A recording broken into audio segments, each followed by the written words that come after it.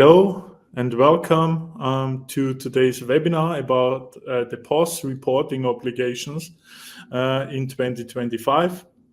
What we call in German the Mitteilungspflicht is today our main topic because I don't want to spoil it too much. But to be honest, we put a lot of effort into our solution and are now talking in front of you with a great solution. And we think it makes a lot of sense if we work together for the POS reporting obligation, pretty much. So we would start with a little round of introduction. And as you can see, we also have a new face today here. Marlina. We are really glad and happy actually. But yeah, without any further ado, my name is Elias Briching. Most of you know me. I know most of you. I'm happy to have again a big round listening to what we have to say. That's it to me. Oli, please. Yeah, thank you so much. Also, a very warm welcome and good afternoon from my side. I'm very excited to host this also in English today. We did the same thing this morning in German. So just a short disclaimer, we are dealing with German legislation and fiscalization. So there is a bunch of technical terms which are sometimes not so easy to translate. So if we come up with before coming up with some weird technical terms, sometimes we could stick to German ones. But just as a disclaimer. Yes, my name is Oliver Abel. Most of you know me as well, I think. Country manager Germany. And happy to also guide you through this webinar together with Elias and Marlina this time. And Marlina is the new face today, and therefore, Marlina, a few words. Hello and welcome. They say 3 times the charm. So together you have the pleasure of having the 3 of us together. We are very excited to guide you through the POS reporting obligation today. Just really brief about myself. My name is Marlina Helleis. I am a customer success manager at Fiskaly. And together with my team, the product education team, we are usually the first ones for all your technical questions that you might have. And as we are diving a bit deeper into the technical aspects, I am very happy to be here today. Amazing, perfect. So, and to be honest, what we also say about Marlina, just to let you know, we think that there are only a few people in the whole world with such vast knowledge about fiscalization and especially the Mitteilungspflicht in Germany, like Marlina and our team has. So also for us, it's pretty much an honor, if you want to put it like that. From an organizational perspective, you again have the possibility to ask us any questions. Use the chat, please use the chat. No question will be unanswered, but as a disclaimer, maybe some questions will be answered in the aftermath of today's webinar. We will try to answer a lot of them, but yes, maybe some of them in the aftermath. So let's jump right in. We briefly want to again also pitch Fiskaly. We don't want to miss this opportunity, of course, but we will keep it short. Fiskaly, one of the main fiscalization or the leading fiscalization providers for software and cloud-based fiscalization in Europe. Germany is one of our core markets, but additionally, we are also expanding at this point of time and offering solutions for Italy, Spain, and Austria, and a couple of countries are already on the roadmap. So if you have any plans of expanding to one of the mentioned countries or beyond, please let us know. We really enjoy expanding together with our partners and growing together. That's one of our core values. So yeah, let us know and let's talk. But to come back to today's webinar and the agenda, Oli, please enlighten us a little bit. Yeah, thank you. So, quick spoiler, because normally Elias and I do this. Today there will be more substance to it, more meat, as we say. So, Elias and I will keep our part quite short. But as you mentioned, so the first part will be a recap. What are the requirements? What timelines do you have to basically keep in mind? Also, what grace periods maybe, and what is basically the alternative for you, how you can solve this issue, and how you can basically find a solution for this requirement. Then it will be part 2 and 3 will be quite technical and hands-on. So this will be mostly Malina's part. We mentioned it before as well. There will be a couple of questions. So we will cover the chat here live as well. So especially Elias and I, and also Vicky, who is also taking care of the chat, will answer questions as fast as possible. All the questions unanswered will be covered in the Q&A later. This is part 4, or just after the webinar in the next couple of days. That's the brief agenda. Yes, I think then we would actually come to the first agenda point. Elias? Just one information. We also have an Easter egg kind of information, which we didn't mention in the agenda, but we'll come to that later. But it's actually amazing news. Easter is over. But an Easter egg is still there, yeah, like that. Okay, so just some basic information about the report obligation. Pretty much tax authorities in Germany want to know where and how many cash registers are being in use. We are not only talking about cash registers, we are also talking about EU taximeters and odometers. And this part of legal obligations was also already anchored in the law published in 7 years ago. But up until today, the technical infrastructure in order to oblige to this requirement was missing. But now it's here, and now it's quite clear what the next steps are and look like. And therefore, going over the timelines, Olli, what is it? What do I, as a cash register provider, have to do? Yeah, so basically, keeping the timelines in perspective, which basically date back to 2018, this comes actually quite late to have such an existential part of the German fiscalization being affected so late. So therefore, this comes to a surprise maybe to some of you who operate internationally. But yeah, that took a very long time. But I can actually reassure you that what is implemented now, or especially now with us, the solution is actually a very seamless solution. We call it a easy to operate solution, one-click solution, and therefore these timelines which are covered on this slide are you can absolutely meet them. So no worries at all. So actually, since this year, January, they are effective, but there is a grace period until July 25, which means for you as a POS provider that you basically have to be fully compliant by the 1st of July, actually, with these submissions. Like you have to be submission ready by that. This means, Marlene will talk about the integration later, how long this will take for you. So basically, when do you have to prepare? I can actually reassure you, and this is a quick spoiler, it won't take too long, but you have to basically cover that. So there is no other grace period than that. So basically it is effective since January, but the grace period is until July. So keep July in mind.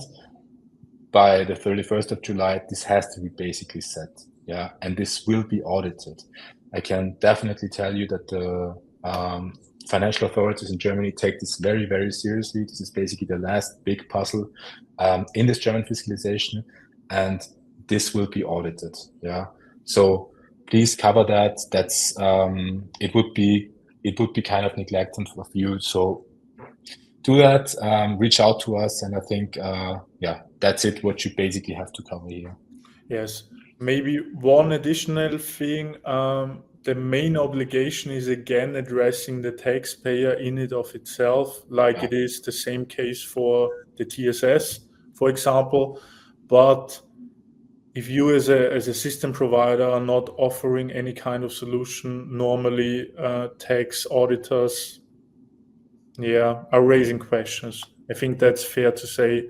So this just to shed some light on the different responsibilities and the different stakeholders involved. But then let's go on the hunt for some Easter eggs, right? And Olli, one of the masterminds of German fiscalization in and of itself, what are we talking about here? Honestly, this is a very, very good news for the whole industry, I would say. We are talking about a new coalition in Germany. So basically, Germany, there were re-elections, and there's a new government in place in Germany right now. And this coalition came up with we call it Koalitionsvertrag in German, which is basically an agreement in this coalition of the things they want to establish and want to implement over the period of time they are serving. And one of it is the mandatory use of a cash register. And this is a major milestone because this was not part of German fiscalization until now. And this will be introduced, planned in 2027. So the details are not covered yet. So it's still not sure how this will actually be implemented and what the details will look like. But still, the good news is out there. There will be like a mandatory cash register in Germany. This is good news for you because obviously we are talking about a bigger market now in Germany for you.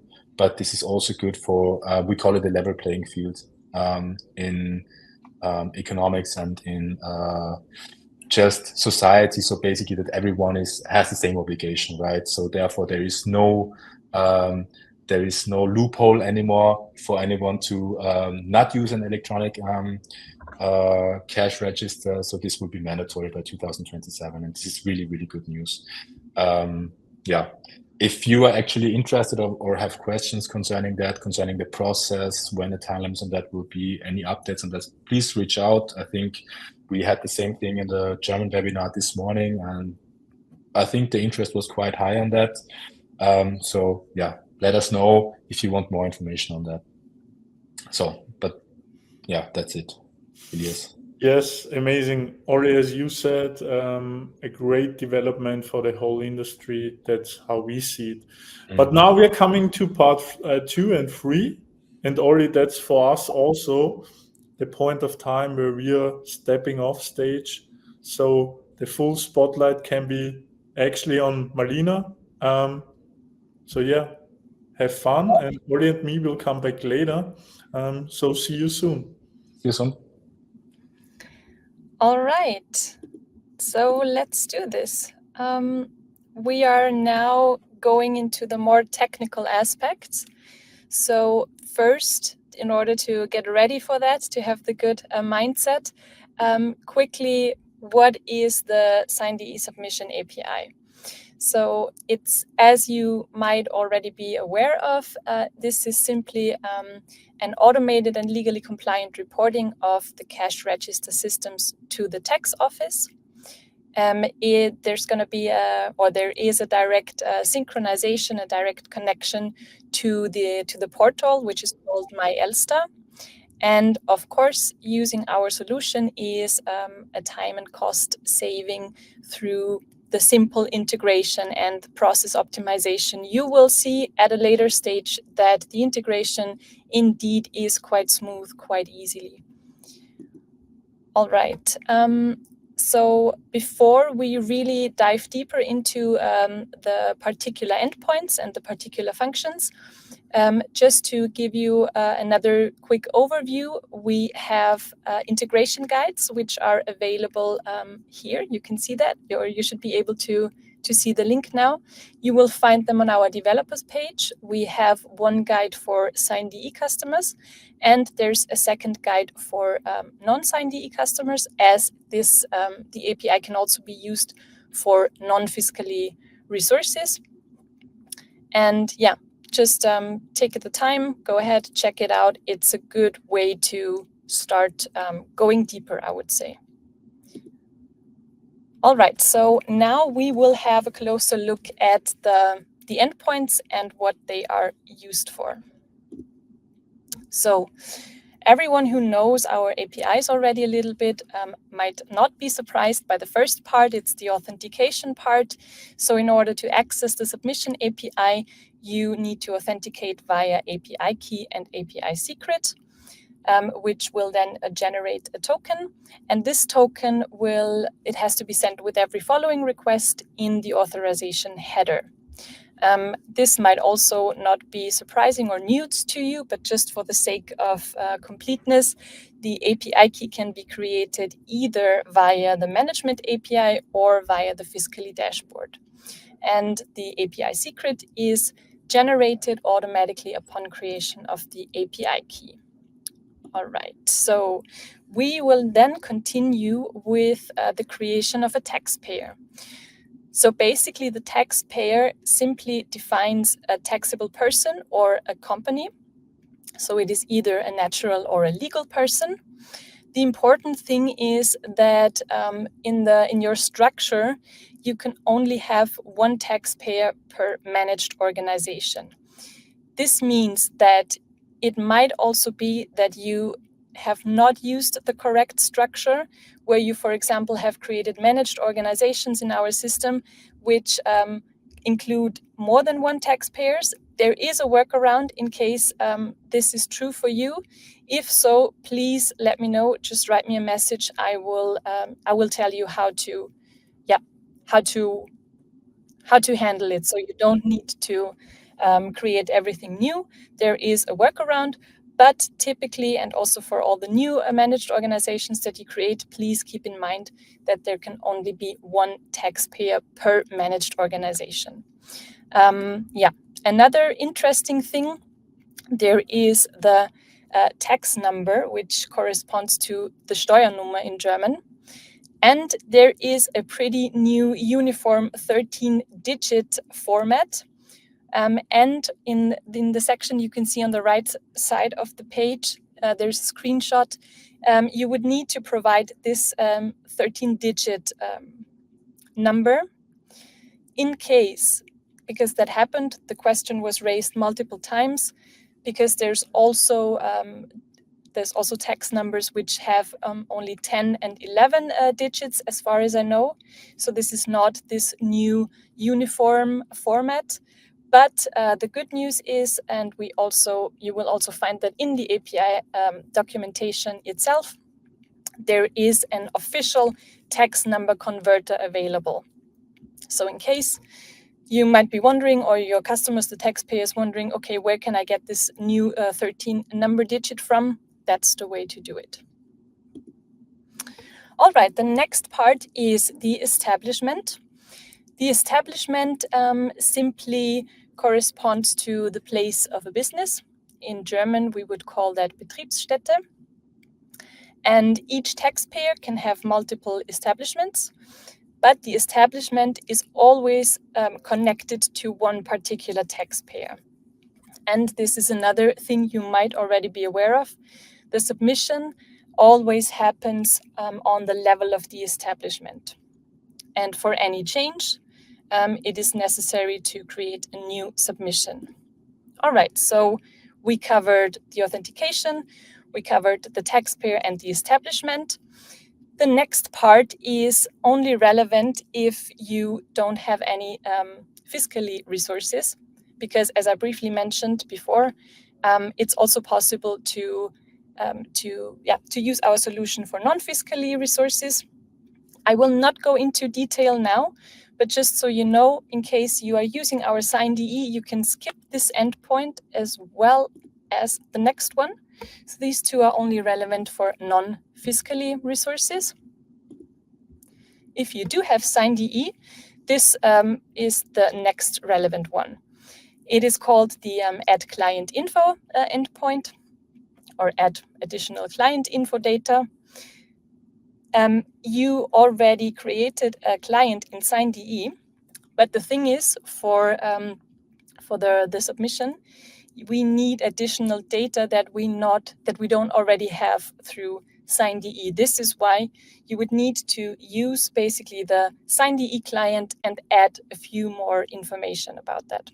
For example, the manufacturer, software, commissioning date, etc. And the client, again, is always linked to a particular establishment. And in case the POS is no longer being used within an establishment, the decommissioning of it is also being done through this very endpoint.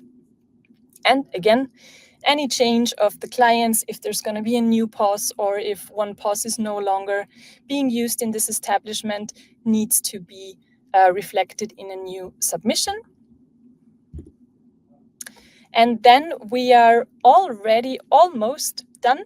The next part is the submission itself. So we call it submission and transmission, but it's basically the same thing, with the only difference that the transmission is being that's the final part, you could say. So in the submission part, this is used to create the data package per establishment, as I just mentioned. It includes all the clients, so all the POS systems linked to a particular establishment. And there is already a validation going on behind if you use the endpoint. But as I also mentioned, this is not the final transmission to the Elster portal. But some things are already being validated at this stage, but it's not being finally transmitted yet. The important thing is that the state of the submission, you can always check that through the GET request, has to be in validation succeeded first in order to trigger the transmission. Okay, now almost done. The next part is the download of the preview PDF. This is also a required step, because it's this way you can provide the information and display the information to the taxpayer. The taxpayer then should actually check the correctness. This preview PDF is downloadable, of course, and after it's being reviewed by the taxpayer, the transmission or the final transmission can happen. And one more thing, as said, it's a required step, because only if you use this endpoint and actually download the preview PDF, the state will change again into ready for transmission. And only in the state ready for transmission, it is possible to do the final step. So this is what I also mentioned. You can have a look at the preview file. This is what it's going to look like, more or less. And you should also provide this to the taxpayer to have a final check for the correctness and the review. And if everything is fine, then follows the next step. In case there is some incorrect data in it, simply create a new submission.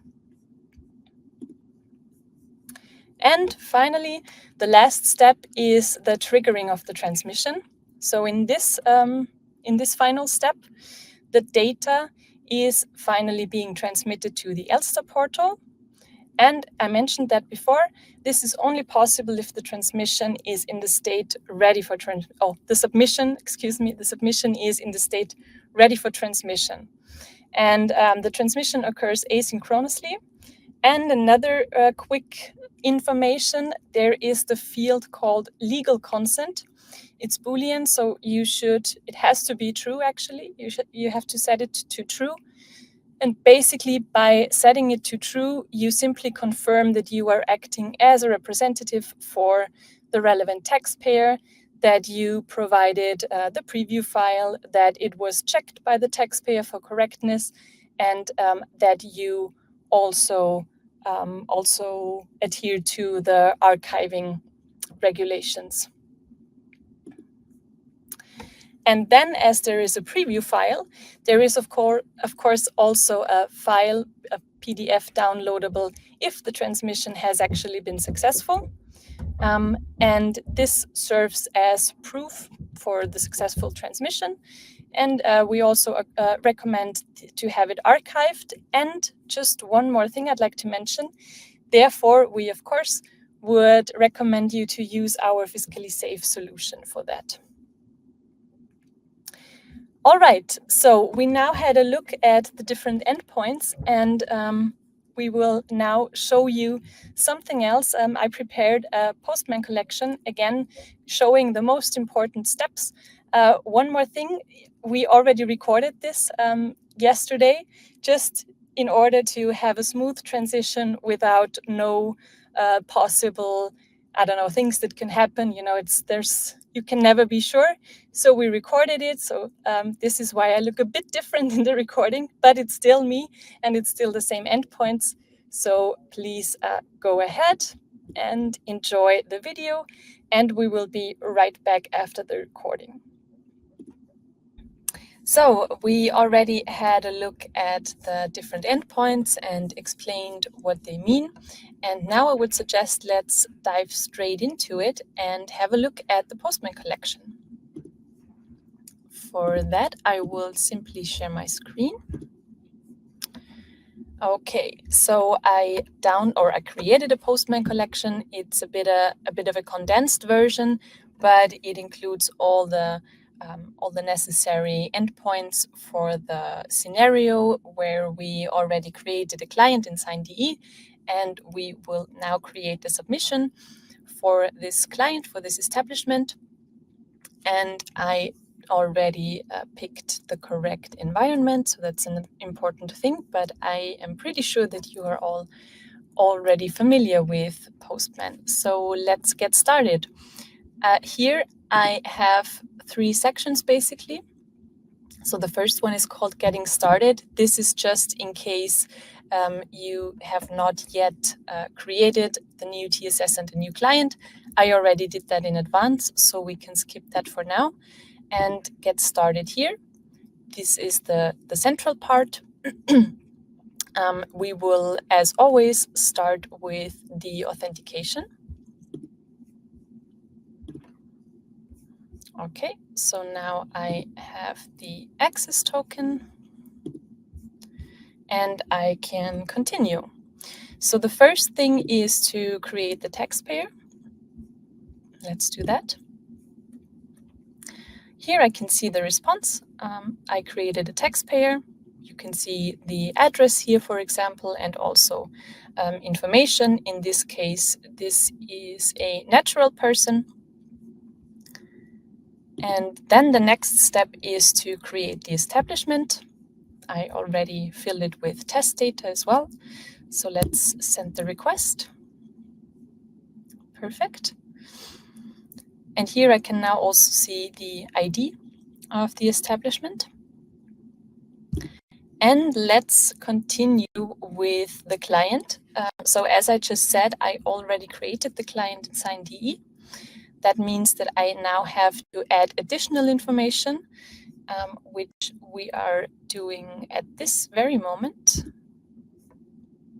Perfect. And then I will continue with creating the submission. Here, of course, I need the establishment ID. That looks good. I can have a look at the state in the response. I can see that it's validation triggered. If I now send another request, a GET request, let's see if there's going to be any change. Yes, there is, because now I can see the state switched to validation succeeded. And now this is a very important part, as already explained. I have to create this so-called submission preview PDF, because this will trigger another state change, and only if the submission has the state, we can have a look at that, has the correct state, only then I will be able to finally trigger the transmission, which would be the last part. But let's do that first. Let's get the submission preview PDF, and you can directly see it here. And this way the taxpayer can have another look to see if all the data is correct.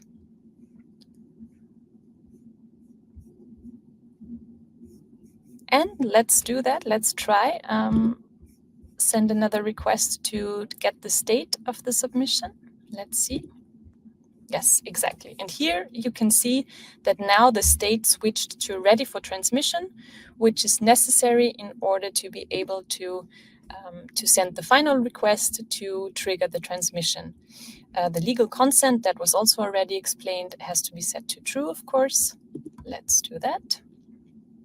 Perfect. I can see now that the transmission is in the state transmission pending. I can do the same thing as I did before with the submission endpoint and have another request and see if the state changed. Yes, it did. That's good. I can now see that it switched to transmission succeeded. That was actually the final step. And of course, it's also possible to download the transmission PDF. So this is not the submission preview, but this is the PDF of the final transmission. And as we did not change anything, it looks exactly the same as the preview PDF. And that's it. Yeah, I did not mention that before. But here you can also see one part called external. We are skipping this for now because this is only relevant if you also have non-fiskaly TSSs, non-fiskaly clients. Otherwise, this can be ignored. And let's now assume that the client that we created and that has been submitted or actually transmitted, let's assume that this electronic recording system is no longer in use. That means we have to trigger another submission. And here we would simply, let's make that a bit larger, we would simply update the client accordingly. So you can see this is important. In this scenario, it's necessary to add the date decommissioning as well as the decommissioning reason. In our scenario, the decommissioning reason is simple that the recording device does no longer work and is no longer in use. So we update the client accordingly. We then create a new submission.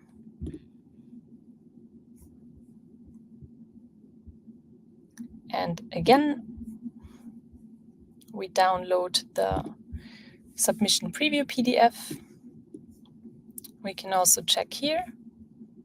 And we can see, okay, in contrast to the PDF that we saw before, there is now the date of decommissioning added and also the reason for decommissioning. So that's exactly how it's supposed to be. And then trigger transmission again. Again, we have here the state transmission pending. So let's look if the state changed. Yes, transmission succeeded. Perfect. And then I can again download the final PDF. And you can see here the adapted dates and also the decommissioning reason. And in that scenario, what you can do is that you also delete this client from the establishment. It's optional, but just on a quick side note, if you don't delete it, then for each subsequent transmission, the client will still be shown. I mean, it will be shown as no longer in use, but it will be in all the subsequent submissions as well. If that's something you don't like, then you simply need to delete this client, which is no longer in use. And the result is that for all the subsequent submissions or transmissions, this client will no longer be in the transmission. Another option would be to simply unlink this very client from the establishment ID, because I have that's another option. So this is up to you how you want to handle that.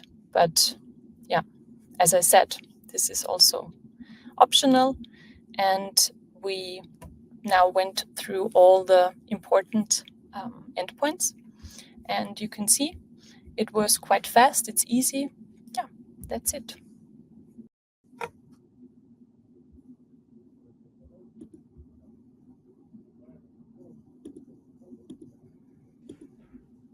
Welcome back.